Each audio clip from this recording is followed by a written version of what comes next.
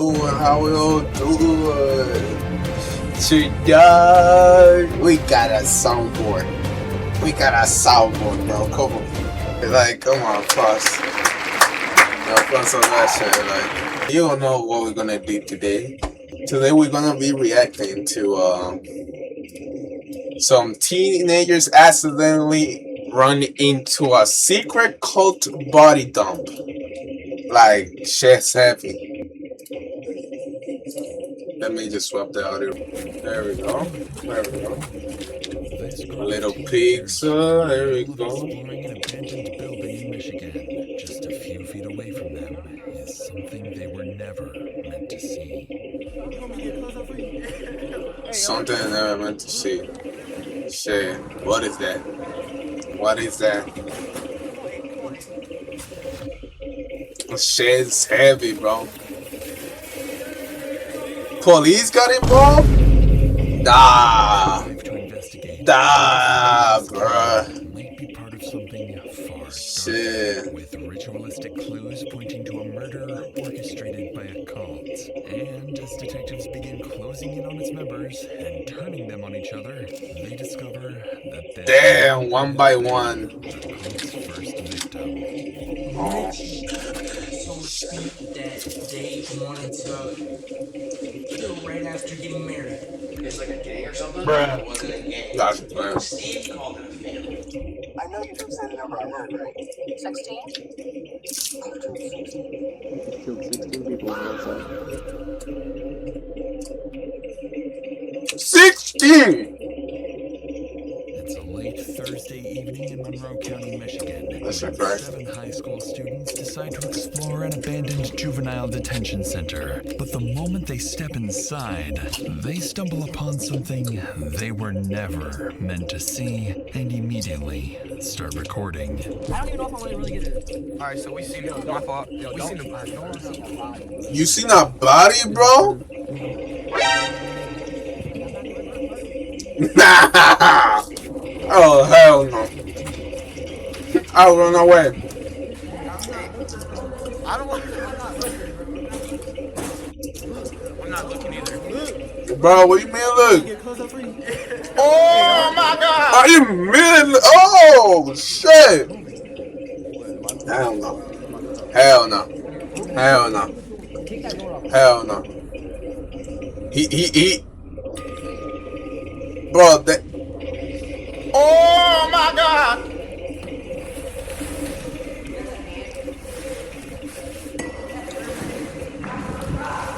Bro, it's really.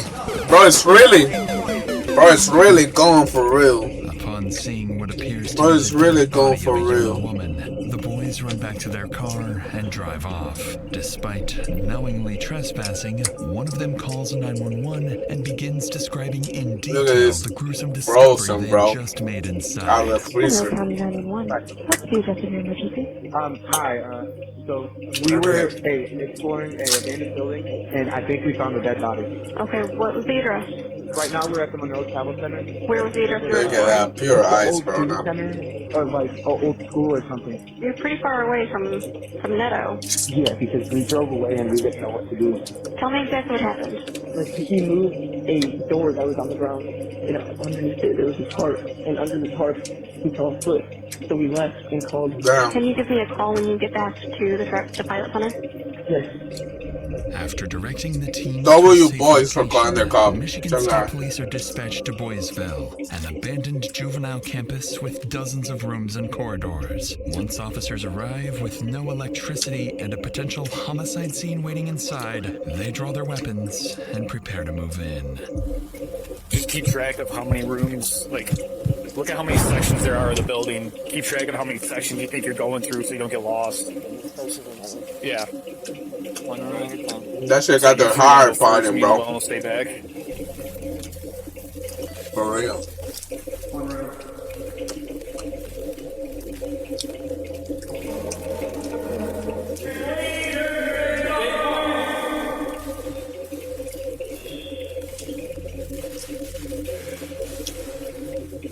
That's the state police, bro.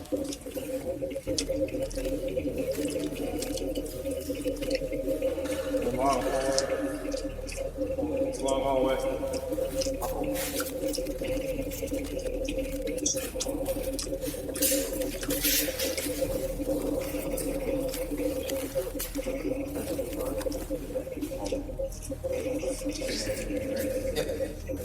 On the floor, underneath the tarp, lies the deceased body the teens found earlier. But before officers can properly examine it, they have to clear the rest of the building and make sure they're the only ones inside. Yeah, be like. FBI, open up!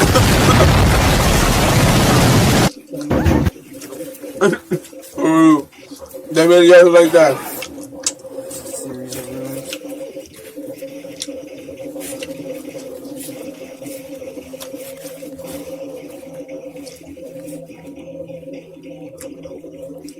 Multiple doors too. Right.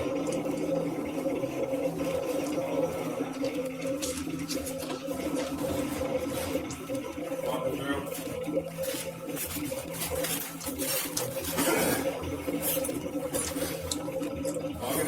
through. Take wait!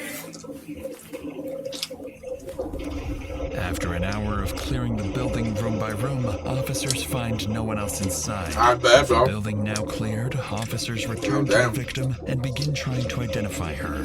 Given the location, they initially assume she may have been homeless and simply overdosed. But that assumption would quickly be turned upside down upon further inspection. But there was a time where people were coming here like on a regular basis, like the haunted house type stuff, you know, like looking for ghosts and whatnot.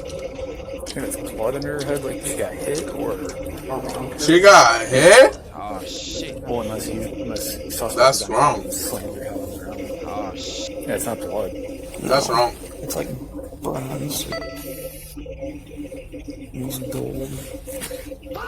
It's all over. I don't know. Face, your arm. On her neck, for sure. Look at how her legs are positioned. Everywhere. Shirt's pulled up. I'll get my fingerprint scanner out here in a little bit. Yeah, probably mid-20s, 30s maybe. I mean, she might not even be local. It might be somebody a truck driver picked up.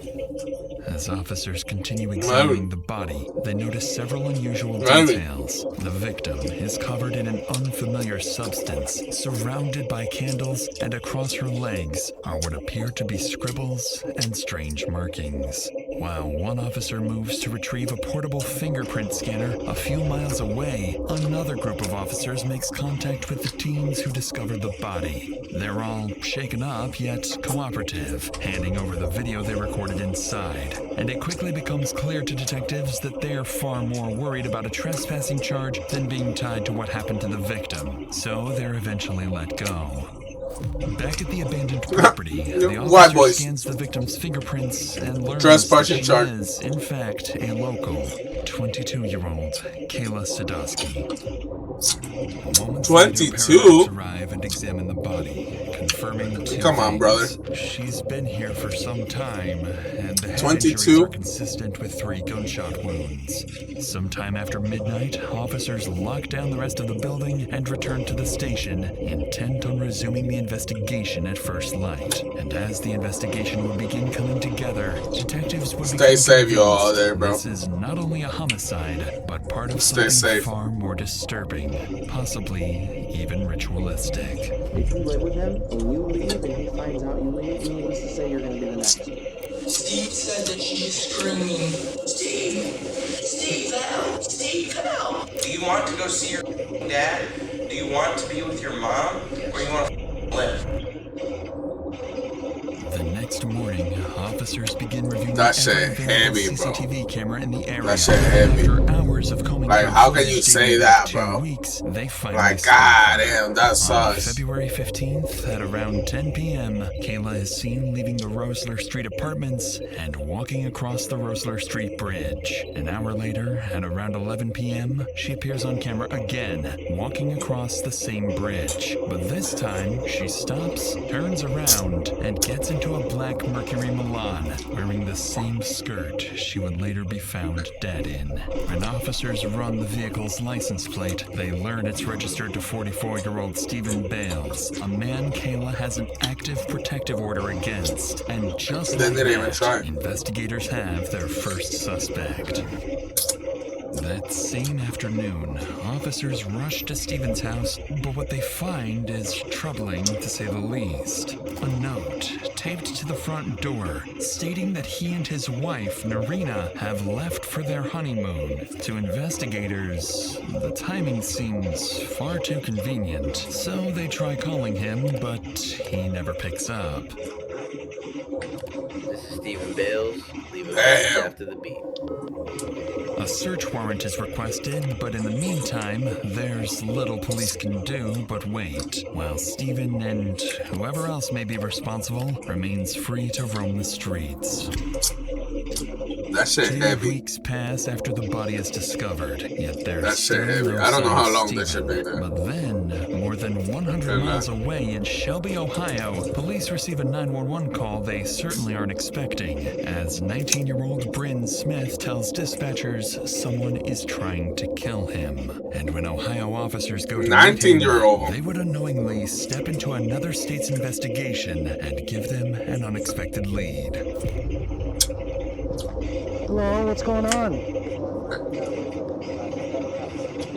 So I got you on the phone because you're a witness for me. So, my cousin in Monroe, Michigan, this is my aunt, by the way. She knows, like, everything going on. She on FaceTime? Yeah, she's on FaceTime. You can't really see it. I can see it. Okay. Good. So, he's wanted for murder right now in Monroe, Michigan, for the Kayla Sadowski death. And I was apparently wanted for it as well at some point, but I had left his house today, just ran away from him because, like, he never gives me. He's, like, weird. He'll keep you at his house. He'll use you for your money. Do you have any idea? I have nothing on me except my tablet, my phone, and socks. Well, I tell you what I'm going to do, just because I don't know you. I'm just going to pat you down. Do you have any knives or anything on you? No, just socks. Okay, what if somebody pat you down? Do you live here? No, this is some fancy button called what's the crap name? Steve Bales. Like, I ran away from him. Like, I ran. I don't know how long I've been running. I just ran away from him. We stopped at a gas station and I just ran. Does that make sense? Like, I stopped because, like, I lived with him and he won't let you leave his house when you're there. He's weird. He will hurt you. I have videos of the person that did it admitting to it. Oh, wow. Because I lived with all of them in the house together, like one bedroom. And she was acting real funny one day, so I like walked away and I called her on my own phone and I got videos of her. Why don't we grab a seat in the back of this officer's car on the other side? Okay? Yeah. As if the investigation wasn't complicated enough, Bryn is accusing someone other than Stephen of being the killer and even refers to a group of people he and Stephen had been living with. The problem is, these officers are from another state and know nothing about Kayla's murder, so they decide to take him to the station to get some clarity on the situation. Upon arriving, officers contact Michigan State Police, and that's when they are finally briefed on Kayla's murder investigation. More than anything, Michigan investigators are fixing. Bro, this guy, without knowing so, like, it's a key to the whole ass investigation. Like, this is heavy. This is heavy. Bro doesn't know what he has on his hand. He has gold right now. Like, bro, can't even lie. On this alleged confession video, urging Ohio detectives to obtain it as quickly as possible. And once Bryn sits down for his interview, what he would go on to describe would sound to detectives almost as if he had just escaped a cult. A cult? Holy! So, what was in this gentleman? Bro didn't know it was part of a cult. Well, I know who killed her. I have a video of her admitting to it. Because we all lived in the same apartment together. There was a one-bedroom apartment that he owned, him and his wife. He had like 8 people living there. I was one of them. And in order to live there, he took your food stamp card. He would take whatever cards you had, and basically your money and everything was his. I did not agree to that, so he knew not to take it from me. I just stayed there. I slept on the couch. I woke my head and I laid my head. So we're going down, and he gets married through all this. Now, our ex becomes missing. So I was wondering, because You say RX. yeah, we both have dated the same one. Okay. So she becomes missing, and Oh everybody in the hell house starts acting no, weird. bro. Oh hell no. Like, see, this is some stuff I don't do. If I know you dated somebody that I already know, it's not happening. It's not happening, bro. Like, what makes you think that I'm gonna like date you? Like, you just date him, like, you know? Like, yeah, maybe you wanna feel it better, but now, is this your ex now? Like, she's your ex now? Like, what happened? Like, I don't think this shit happened for the good. So I'm gonna try to pull up this video of Caitlin, the one who supposedly killed Gail, admitting that she did it. Did you ever think about going to the Michigan authorities with this? I couldn't. Why? If you live with him and you leave and he finds out you leave and he finds you, basically needless to say you're gonna be the next. So if you live with him, you're not allowed to. He's basically a person who's gonna get you in his house and he's gonna trap you in it. Keep you just for your money. To Detective's surprise, Oh, hell Ben no. seems unusually open and talkative for someone who believes he's being hunted. After all, there's no telling whether Stephen will come after him the moment this interview is over. At this point, investigators need to see this video Bryn can't stop talking about. But what they're about to ASAP, see bro. would be far more than Bryn promised. So who do you think killed this girl? I know who killed her. I got the video right here to show you. Okay, well, Okay. let's see it, my man. You can obviously tell I was shocked as hell. I know you didn't say the number I heard, right? 16?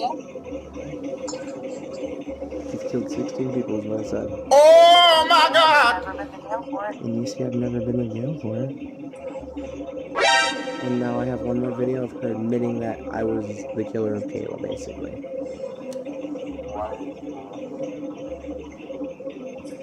Damn. So that conversation that I She trapped my watched, son. she said that she did it because she threatened her son. Yeah. Do you know some more information about that? All I know. Like, was it, like, is her, She threatened her son at church. That's the most I know of that. and how'd she kill her? She said that she shot her twice Okay. on the video. Wow. She even said that she threw the gun in the river. What river?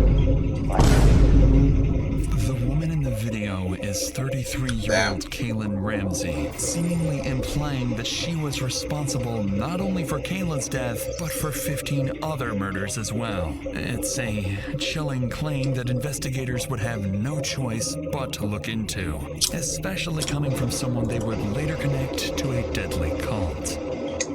After several more hours of questioning, Bryn is eventually released and told to notify investigators of any contact from Stephen or Kaylin, unaware that the man they've just let go may not be as innocent as he claims. Later that evening, investigators call Kaylin and are surprised to learn that she's also in Ohio.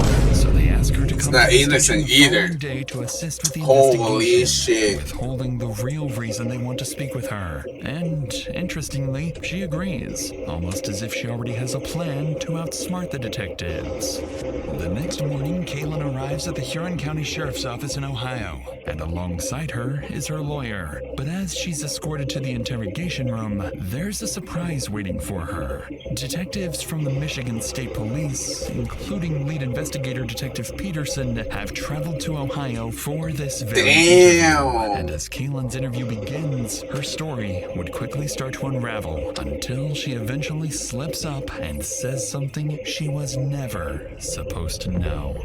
But before we get to that, this case is a disturbing reminder of how quickly someone else's actions can change your life forever. In January 2021, 62-year-old Lewis Brown was driving to work at his job as a deli meat cutter when another driver pulled out into an intersection and collided with him. The crash left him with severe injuries that changed his life forever. And the worst part, he was only offered $50,000 to settle the case. Damn, Instead of that's accepting so that, little, bro. he turned to this video's sponsor, Morgan Morgan Morgan and Morgan, yo. The case ultimately they on top, bro. They on top. At $50,000, and that's the reason why Morgan & Morgan is America's largest They injury be law good. firm. For over 35 They be years, good. they've been fighting for the people and have recovered They over be good, $30 billion for their clients. With more than 1,000 lawyers and over 100 offices nationwide, they have the resources to handle serious injury cases across all 50 states. If you're ever injured because of someone else's negligence, you deserve fair compensation. Morgan & Morgan fights to get their clients the best possible outcome. And, crucially, you don't pay a fee unless they win. There are no upfront costs. You pay nothing out of pocket unless they recover money for you. That's what we If you ever need. find yourself in that situation, you can check out Morgan & Morgan by visiting www.forthepeople.com/Dr. Insanity. First link in the description or by scanning the QR code on screen. Again, that's forthepeople.com/Dr. Insanity. For the people. With that said, Dr. let's get Insanity. back to Caitlin's interview, where she's about to reveal something only someone connected to the murder should have known.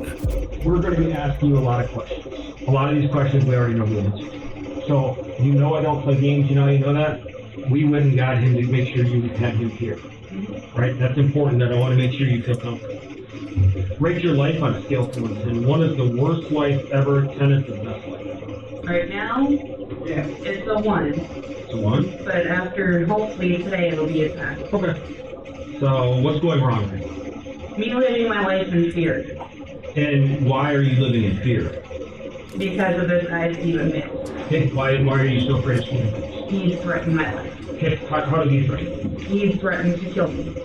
Okay. Do you know Kayla Sadowski? I knew of her. She was one of my friends at one point until I moved out here 3 years ago and we lost contact. Tell me about her. We lost contact 3 years She was ago. such a sweetheart. Oh my God. She even loved my youngest son. She was a sweetheart. She was just like me, outgoing, laid back, calm. Didn't you just, give her shirt didn't off you her back just to whoever needed it more say than that her. you... Her and I were a lot alike. Was she easy to get along with them? Damn. Oh yeah, she was very This one easy don't to trust get along with. nobody, bro. Such a sweetheart. Okay, did you have any conflicts with her ever? No, I've never had a conflict with her at all whatsoever. Was there a time where, recently where she accused you of hitting with her belt? No, not that I'm aware of. I mean, it's something I would never do. I don't have a mean bone in my body. Understood. Anyone you talk to about me will tell you I'm such a sweetheart. Okay, I believe it. Last contact I had with her was... People that say that, bro. People that say that they are a thing. They are a thing. They are... me. They don't I work, bro. had just talked to her about maybe the day before or maybe a few days before she had passed at the grocery store. Okay. When was that? Around Valentine's Day.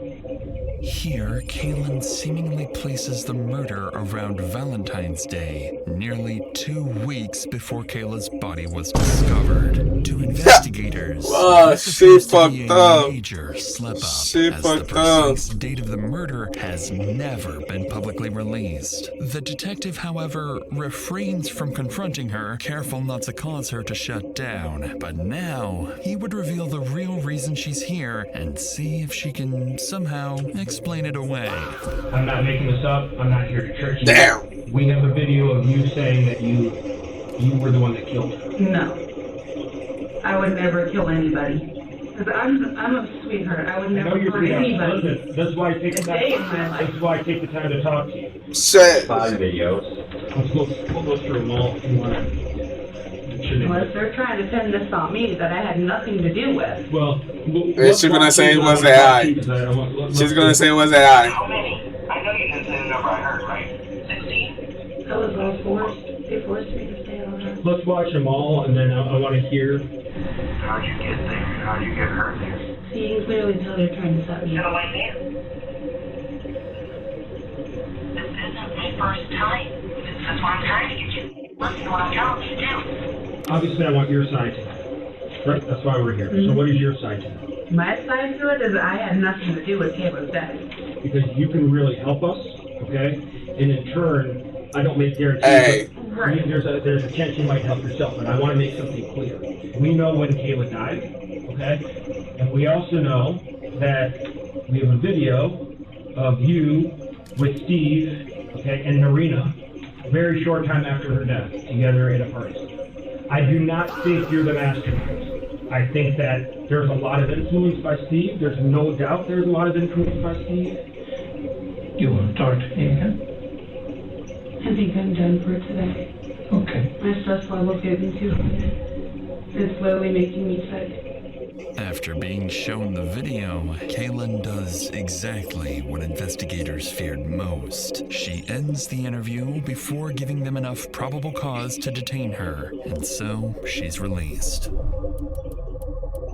The following day, detectives finally get their first lucky break. The search warrant for Steven's apartment is approved. Wasting no time, Michigan officers rush back to his residence, hoping to find answers to Kayla's murder and perhaps a clue as to where Steven may have fled. Upon entering the cramped one-bedroom apartment, deputies are stunned to find evidence that at least 7 people had been living here, and things would only get stranger from here. Throughout the apartment, officers notice a recurring theme: the Grim Reaper. Steven had adopted the name Grim, labeling many of his belongings with it. Inside a journal, deputies discover that he referred to his wife, Narina, as Lady Death. The group even had its own name, the Reapers. At this point, investigators begin to suspect they're not dealing with a group of friends or even a gang, but a full-blown cult.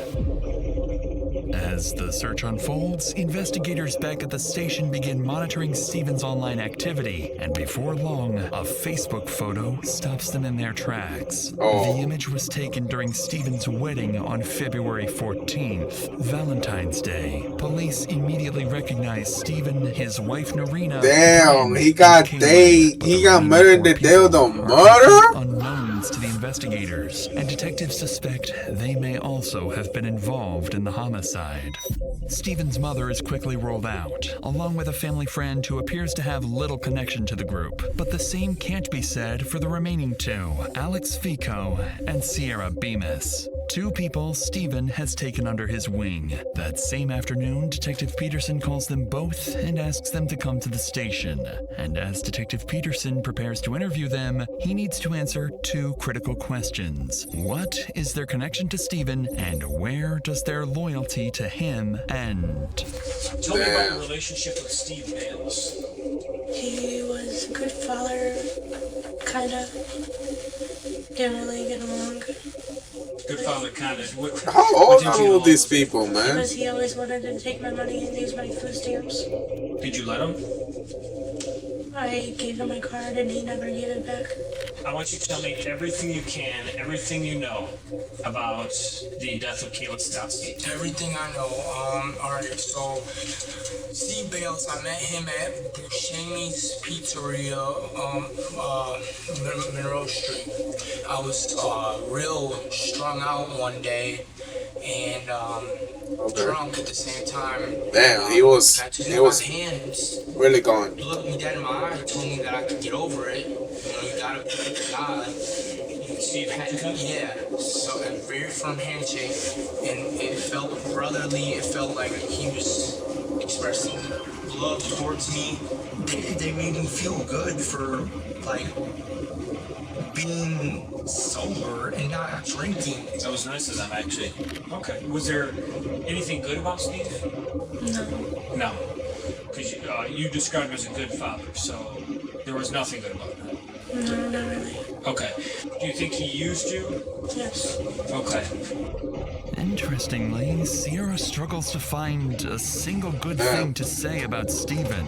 Yet both she and Alex still consider him family. Like many manipulative leaders, Steven targeted vulnerable people at their lowest, offering them support, housing, and a sense of belonging. Over time, that trust turned into control, with members handing over their income and providing for him financially. But Steven's influence extended far beyond money and into violence, as Detective Peterson is about to learn. So when was the night that Kayla got murdered? I believe it was the night of their wedding. Like, they just crazily went out and, you know, that was their ritual, so to speak, that they wanted to. A ritual. Right after getting married.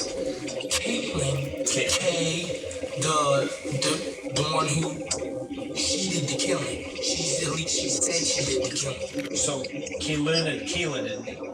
Why not? Because they was already fighting over Steve. So were Kaylin and Steve, were they romantically involved? Yes. Okay.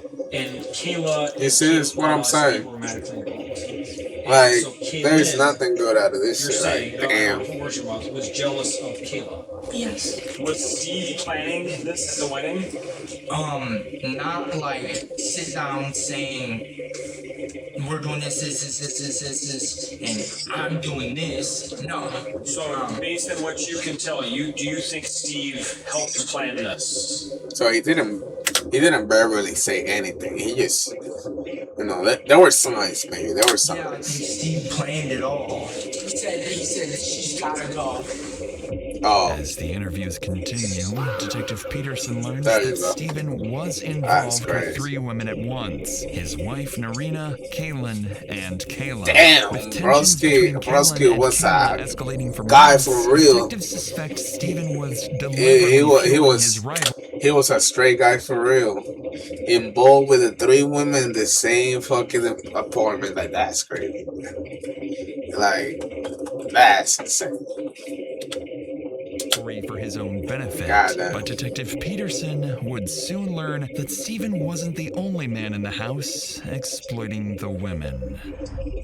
Oh, so there was another guy exploiting the women in the house. That's insane. Detectives decide to give Bryn a call and ask him to come to the station. After being the first to expose Kaylin and appearing in Stephen's wedding photos, Peterson is convinced he must know more about the murder than he initially admitted. And as he sits down for his interview, investigators are about to discover that Bryn played a role as well, one he conveniently failed to mention the first time around.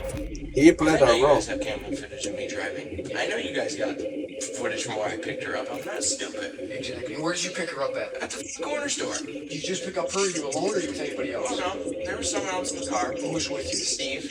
So, what was the conversation that led to you picking her up? Hey, where are you? What are you doing? Nothing. Off work. What are you doing?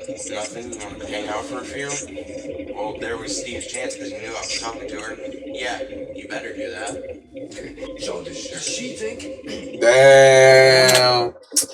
This is what I'm saying, man. Sure. Does she think that you guys are dating each other at this point on February 16th? I'm guessing because she called me babe at one point. Okay. So what makes you think that she's now? What makes you think she's now? She believes that you two are together as a couple. Because she called me babe for like 3 times and didn't say anything, but the 4th time I said something. So before you picked her up on February 15th or 16th in the black car with Steve hiding in the back seat, if I got anything wrong, correct me. I just like to kick it back out so we're on the same page. What was the last communication you had before that? Was there any communication that made her think that you guys were together as a couple? Any like pillow talk type of stuff? The most I can think that she think we were together is when I said, I love you, you're a really good friend of mine, and I said that on Valentine's Day because she called me and said, I got chocolate for you. Although Bryn insists he was simply following Stephen's orders, what he doesn't realize is that detectives have already recovered his text messages with Kayla, telling a very different story. Message from him. For weeks, Bryn had been romantically speaking with Kayla online.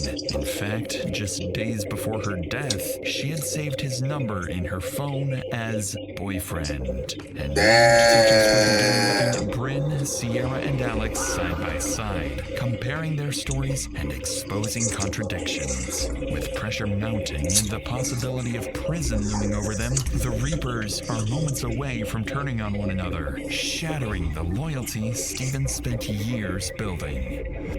Okay, you were there and she was shocked. But I didn't pull the trigger, nor did I go in the building. Thank you. Exactly. So I was a driver threatened by my life. Do you want to go see your dad? Do you want to be with your mom? Or you want to live? Save the lie. Exactly Save what the I was lie, because told. the lie is more important. She said the third.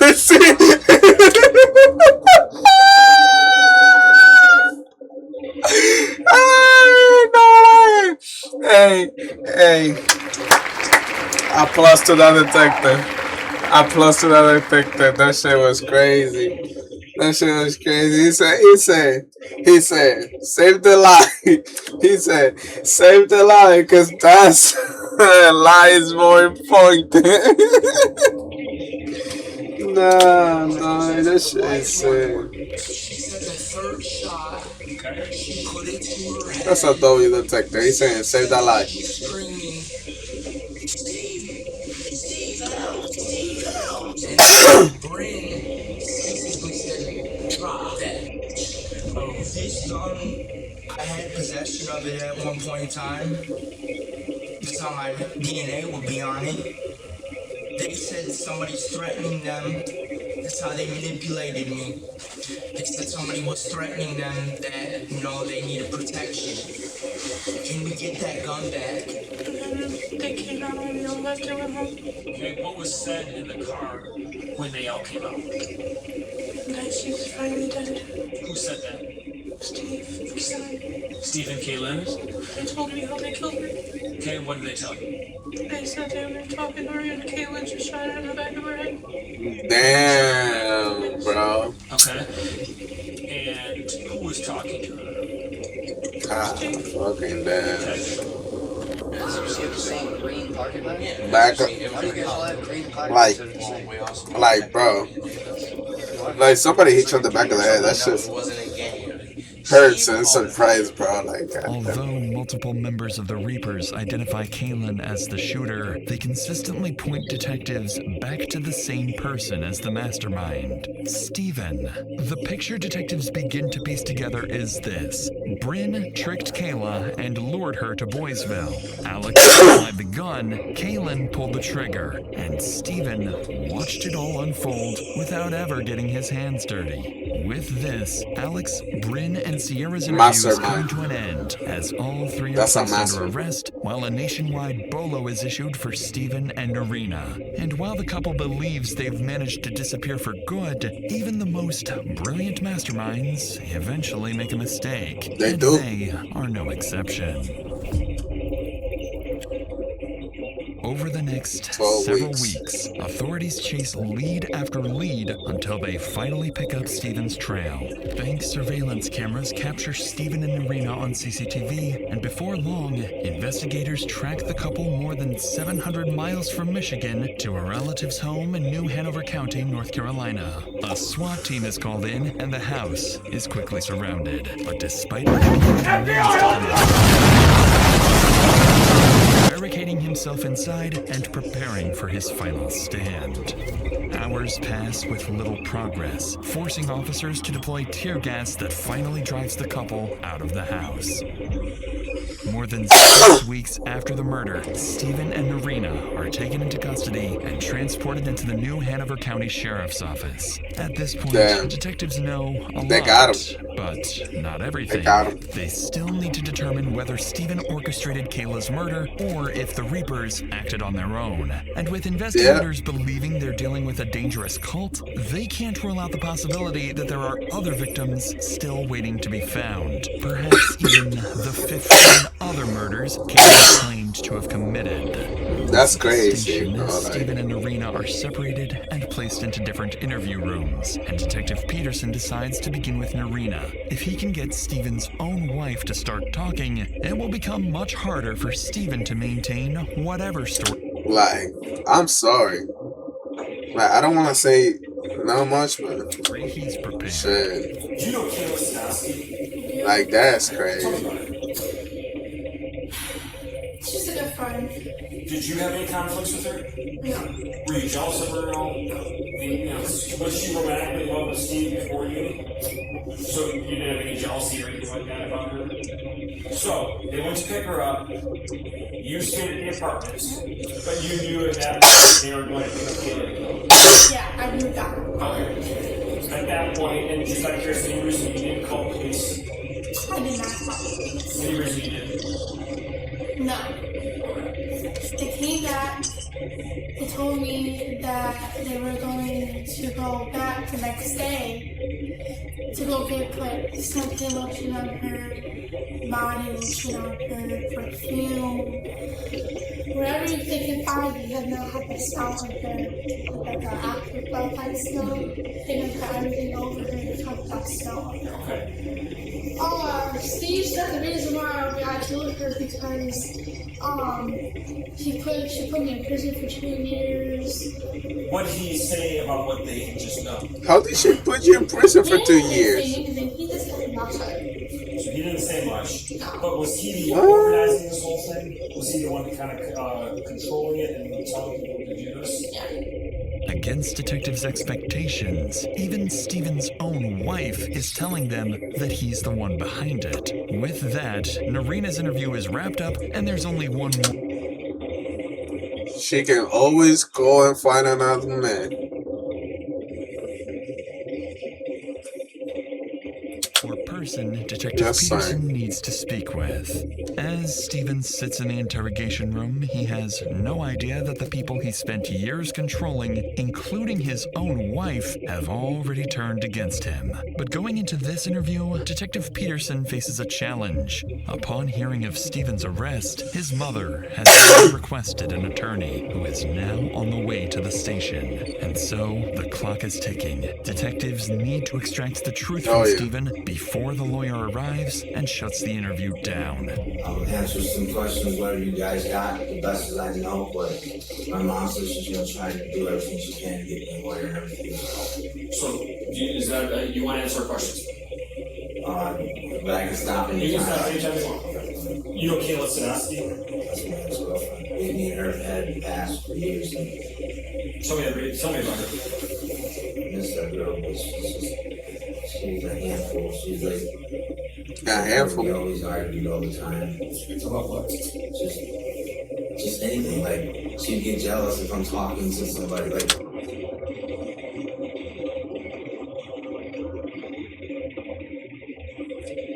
one more time. She's like, me and her, we always argued all the time. Yeah. It's sad. Just anything, like she'd get jealous if I'm talking to somebody. Like if I'm talking to a cousin that's a female, she would think I'm cheating on her, and then she would threaten me like she would kill me. She pulled a gun out on me and Brian. Were you upset with her specifically about, say, did you blame her for going to prison or anything like that? No, because you want to know the funny thing about that? She put me in prison for a year. Said that I choked her, I slammed her against the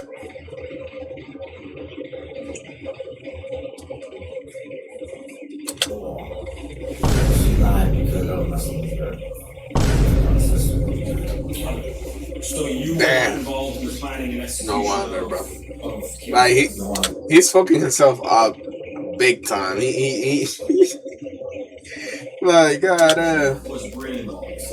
He was with me at the time, and the only time he wasn't with me, no, but I came down because he drove with us. And when you say he was with me at the time, what time? When we were going on our honeymoons and when we went to South Carolina. Okay, so what is that? When she was killed? I'm not sure.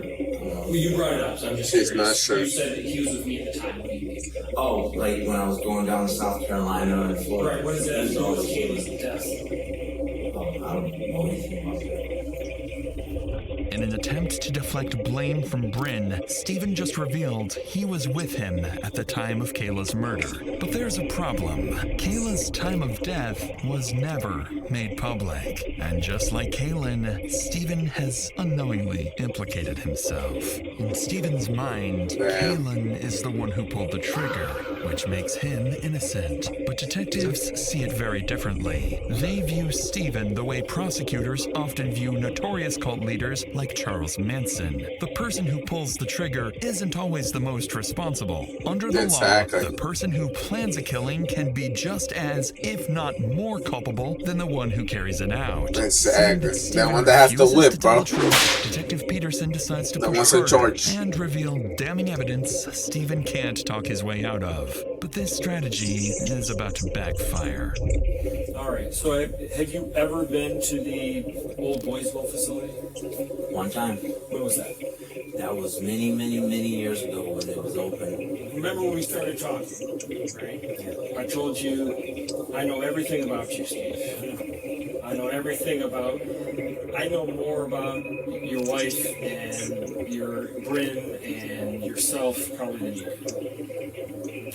do. So, I'm going to ask you straight up, is there any reason, or I should say, would it surprise you to know that we have a Facebook conversation between you and Bryn at Boysville that night? Damn. I guarantee we do. Well, this is where I need my lawyer then.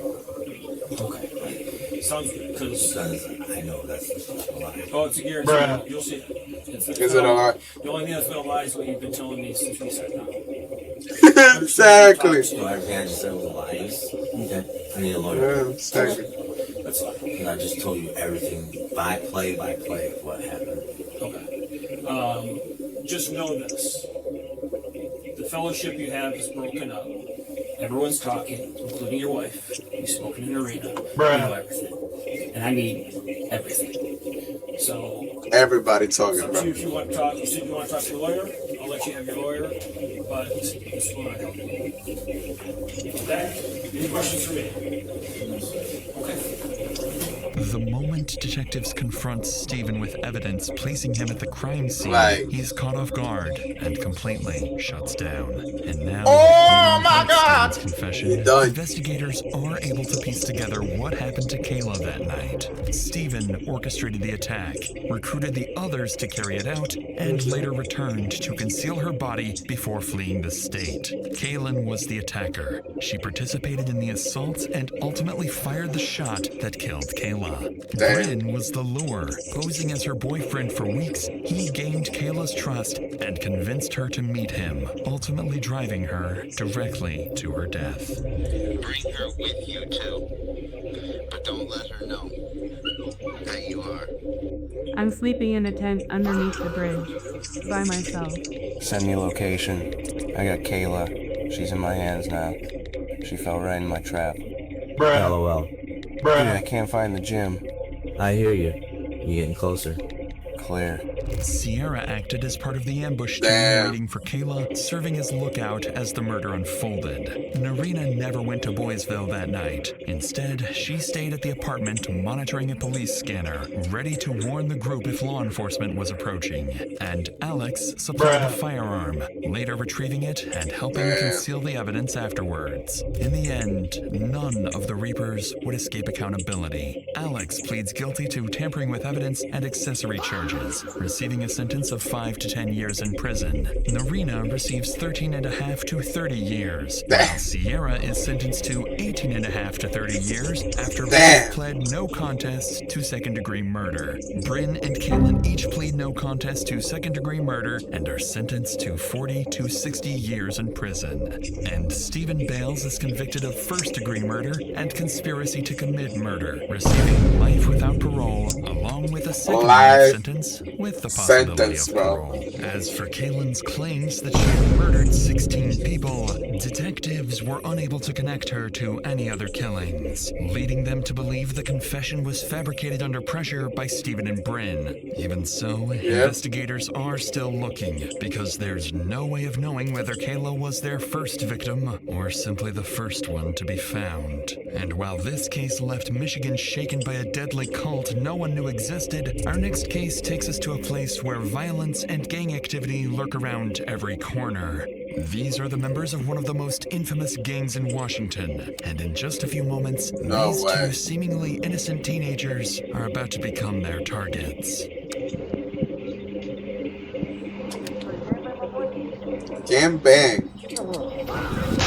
By the time police arrive at the scene, it's already too late. Determined to stop the bloodshed once and for all, investigators embark on a dangerous mission to infiltrate the gang, turn its members against each other, and ultimately destroy it from within.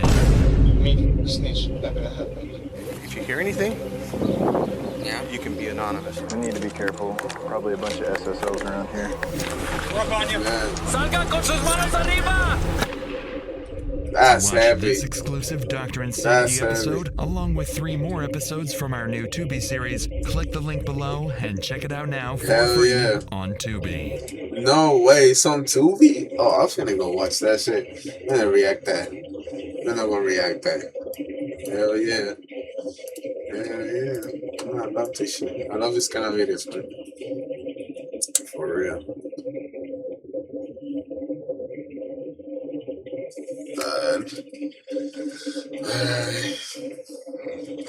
No.